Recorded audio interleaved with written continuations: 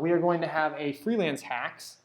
We do these now about once per month, where we go ahead and we share a specific topic, and we have 1 or 2 members when we're doing virtual. Try to have 3 members when we're going offline.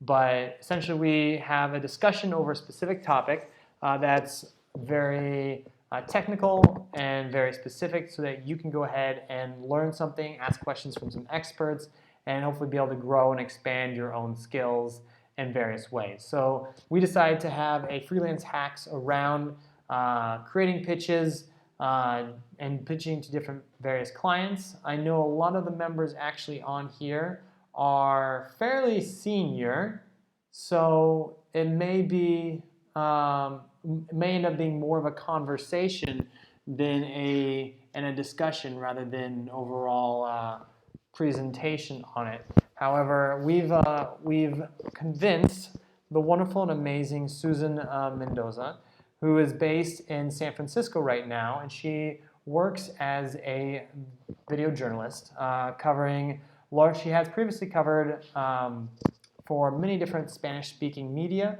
around the world. She's been based in the Middle East. She's been based in the US for quite a while. She's worked for places such as France 24, many different Spanish-speaking publications. Susanna, can you mention a few of the Spanish publications that you've worked for? Sure, I work for País, Jazeera, which is Latin American's main TV network. I also work for a few Spanish media, like Telecinco, Cuatro, also in Teleeconomía. I also work for Al Jazeera for some time as a producer, and most of the time as a freelancer. So I also did sometimes full-time gigs, but I still much prefer to be a freelancer. Yeah. So we've been very fortunate to I've been very fortunate to get to know Susanna more in depthly on projects that we've worked specifically with her on. She's done a great job covering for us and helping out, as well as she's been a member of the ambassador group, which helps us basically identify quality people and get projects done for various clients. And so she's going to share a lot of her process, things that she's done and worked on and learned through, mostly we'll discuss pitching for video and TV clients in of itself. And like I mentioned, I recognize that a lot of you are fairly senior, so we're more than happy to have it be a discussion of things that worked well for you, haven't worked well, and be able to jump into that. But I want to make sure that we shared some professional development portion outside of it. So Susanna, thank you so much for your time. I want to start off and just ask you overall, as you work, have you seen and developed kind of, what's your general process itself when you are trying to figure out what pitches to create in your day-to-day work-life balance? So I think I'll start with, I guess, seems basic, which is read the news. It may seem basic. I think sometimes it's not that common, but definitely read the news at the beginning of the day, either while I'm having breakfast, or I also sit and watch local news. Also, obviously, yes, read local news, because there's no point in just only reading or watching general news that are not close to where you live. So usually that's what I do, and it takes me about half an hour, 45 minutes. And whenever I see a story that I think that can match what one of my clients might want, I either copy it, or if I watch it on the news, I immediately Google about it to see if I can find anything that I can send a link to my clients. Because my clients always want to see links. It's not enough with me just usually, pitching the idea. I always prefer to also send a link so that they can read more in depth if they want to. And what is it when you're reviewing the news, reviewing what's going on currently around your area and your topic? What are the key factors that kind of like send out flashing signs that you're always looking for? That you're like, okay, this is what makes this an interesting story. I should pitch this one. Well, usually 3 things that take, especially when it comes to video. First of all, if it's in the news cycle, it's usually much better to pitch stories that are in the news cycle rather than evergreen stories, because you will have a higher chance of the pitch getting accepted. So news cycle. Second, how visual is it? If it's for a TV client or a video client, if it's not visual, like let's say a court case, that's not really visual. There's a high chance that they're going to decline the pitch. But if it's, let's say, something about drag queens, that's extremely visual. So depending on the style of the client, there's a high chance that they will accept it. And also the third one is if it fits the angle of the client. Most clients have a specific angle. They're either serious or they're more lighthearted, or they like things more, more like protest, more like rowdy stuff. So more visual things. So I would say if it ticks those three things, it immediately my eyes go bing bing, and I know that I probably have a winner. Awesome, wonderful. And I guess we can also kind of open it up for other members. Are there any additional aspects that you all use as that flashing light, like bam, I need to take this story and send it to my client?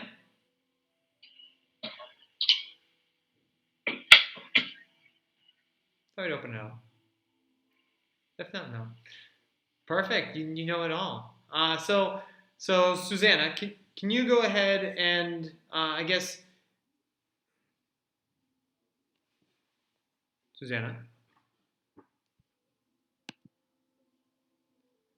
Susanna.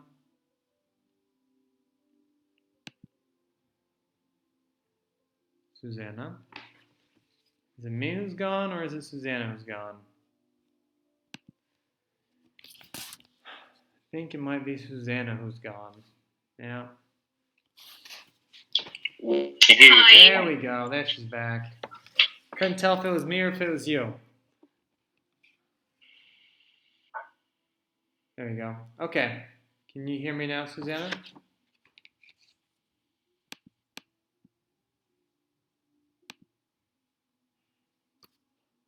Oh. And we lost her. That's okay. So until we get Susanna back to continue discussing this. Oh, there she is. Hi. Yeah. I mean, I'm in Silicon Valley, but the internet. Yeah. That's how it goes. So I would like to also ask you kind of like what are the different types of clients that you need to like formulate or like find different types of pitches for, like between either agencies or something? Yeah, no, there are definitely different types of clients. So I work with TV agencies, sort of like AP, Reuters. I don't work directly with them, but that's the style. So those are part of my clients. And the other part of the clients that I work with in video are more, TV stations that have their own style that can be either more serious, more, politics oriented, more brainy. And I also work with other kind of TV stations that are more towards the entertainment side, or that, they're also Hispanic, so they're really keen on the Hispanic angle. So that plays a huge part also in how I write the pitch and how I think about writing the pitch. Yeah, definitely.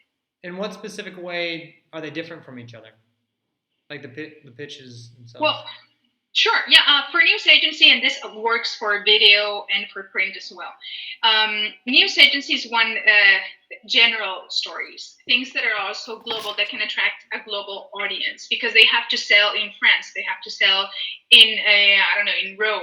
So it needs to be something very that's going to catch the attention of an international audience. Unless it's like something it's maybe hyper local, but also may have an international interest. So for news agencies, that would be the style. Think international, but also think global.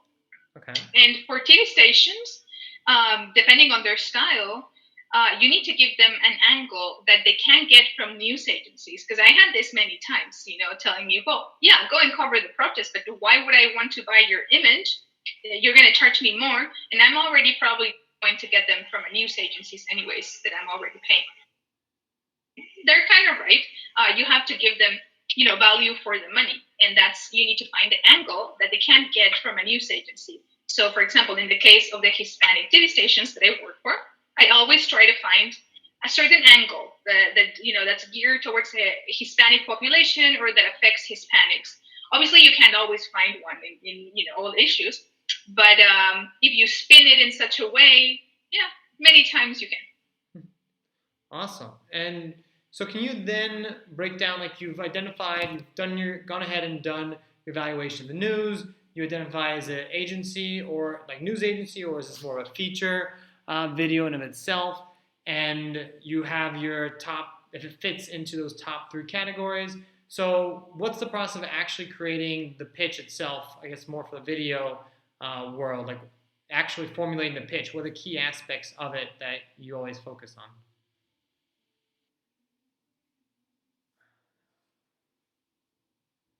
Oh no.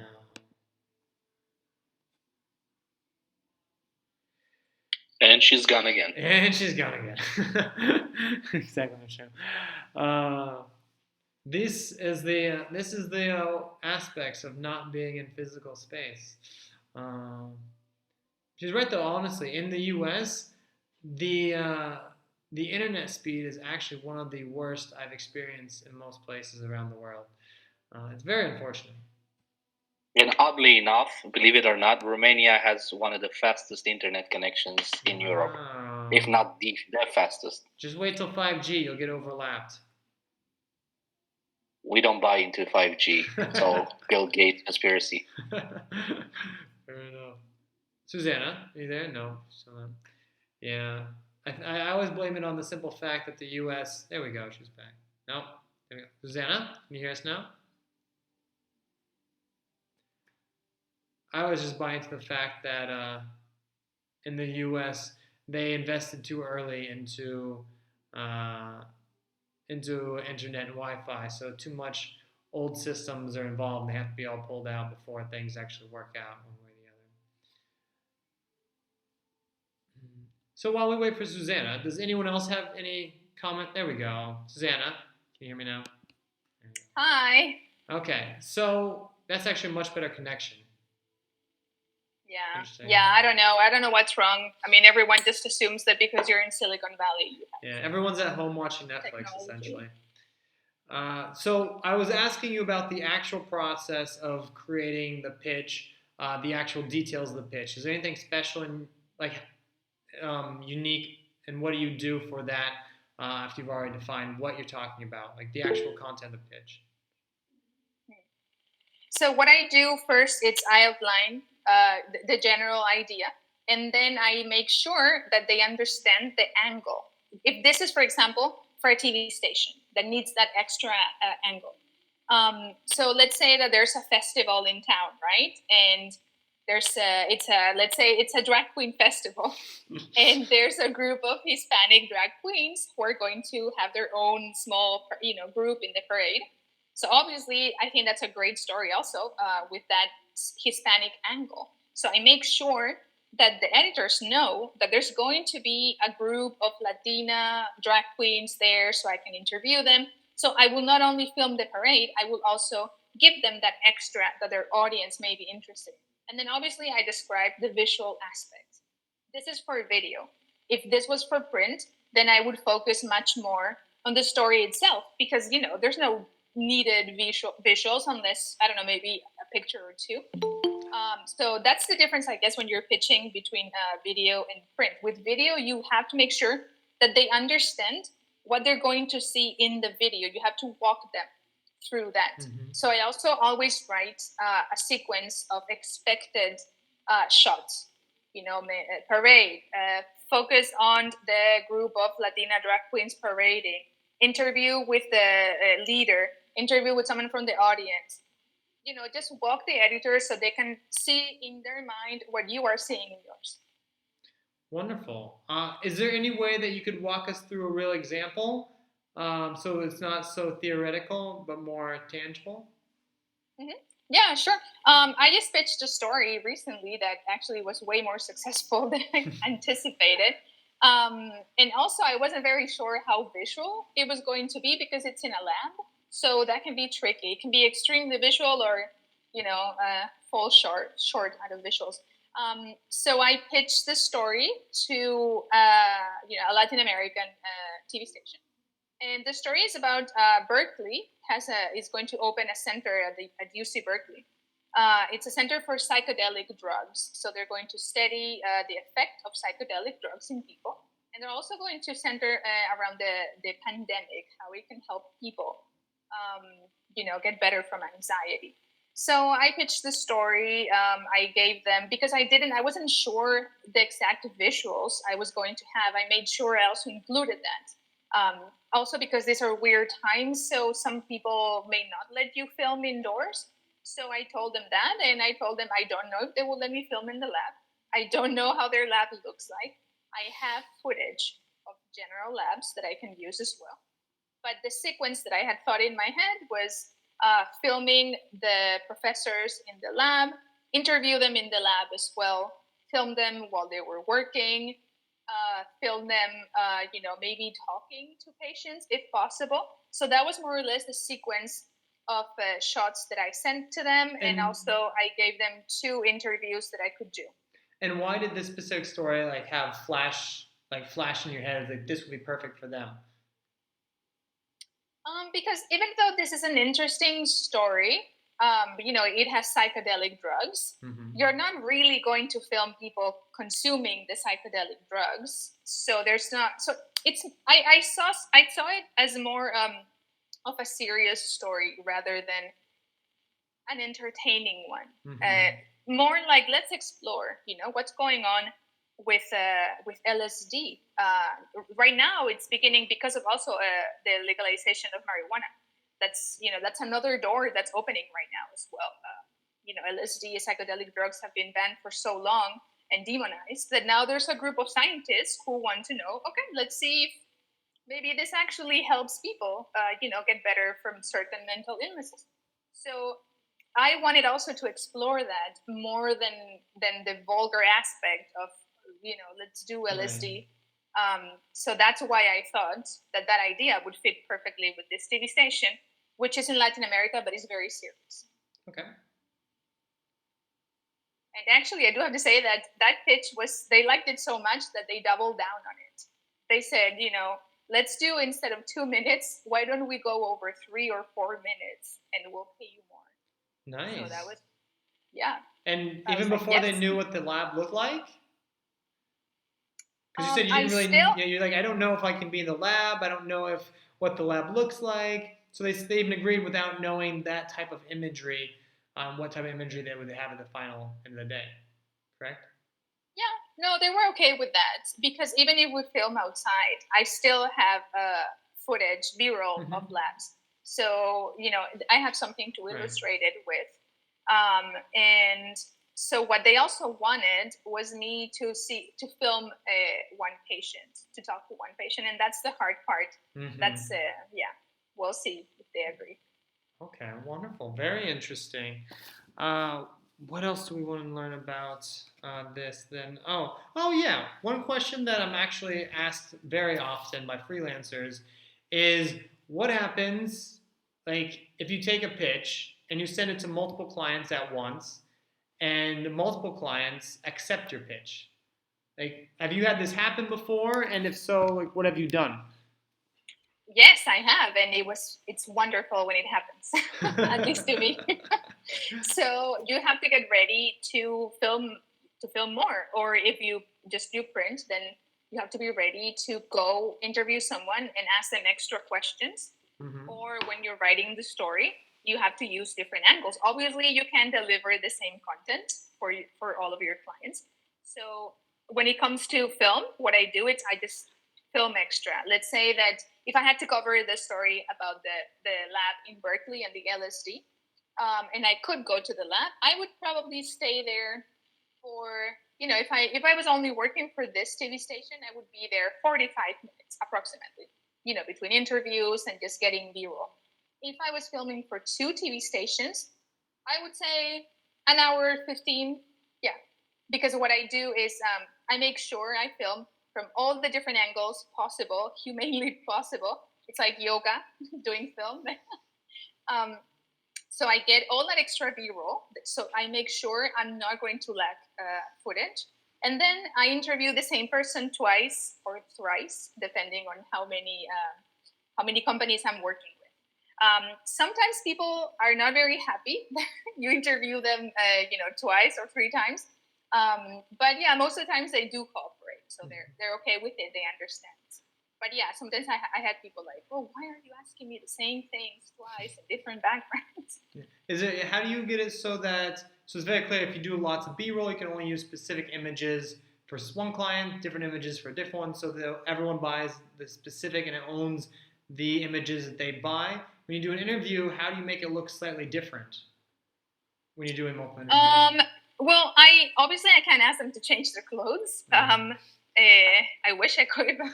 So what I do is I tell them to just change backgrounds and maybe change posture so it doesn't look exactly like the same interview. Even if they say something different, I don't want clients to think that I'm reselling, the exact same images. So that's what I do, and that works. I never had any complaints. My clients know that I also film for others.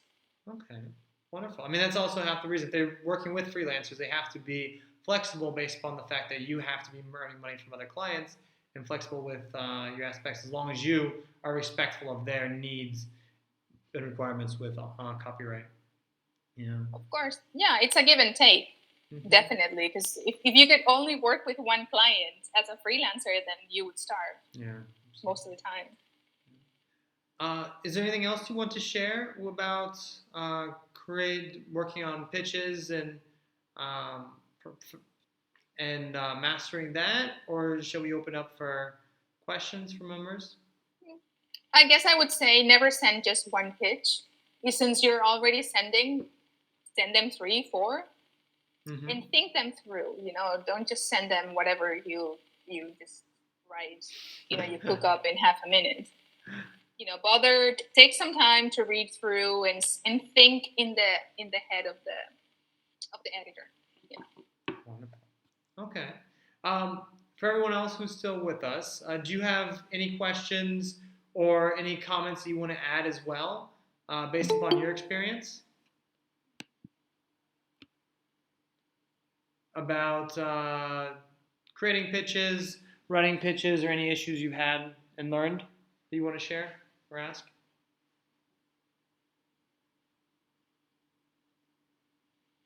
Hi, Anita. We're at the client pitch, the pitch process section of it now. I can show you more about HackPack in a bit.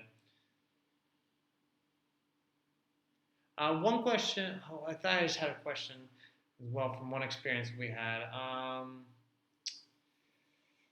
I don't actually. I think that's some of the major issues that I've always seen is that just a question of either like 2 people asked it for the same time. One question, there we go. One aspect is what happened? How long should you wait after sending a pitch to one client to send it to the next one? Do you give them time between that to make a decision on it, and how much time do you give them? Sure. If you've been working with a client for some time, you usually know that it takes them between a few days to 1 week. I would say 1 week is the maximum that you're going to wait, for the approval. Some publications, it's 1 day. Yeah, some publications have a lot of staff or one person that deals only with pitches, and they can be quick to respond. For me, it varies. Yeah. I have plans that it takes even less than an hour. Also, if they read it and they really like it, then they're going to be yes. It catches their attention and they get excited about it, so they will reply right away. Yeah, I would say there's not really, there's not an amount of time that's appropriate. I would say tops 1 week. If you don't hear back from them in 1 week, you're entitled to remind them. But I would say don't send any more pitches until you hear back, whether it's a positive or negative. Wonderful. Okay. Very good point. Anyone else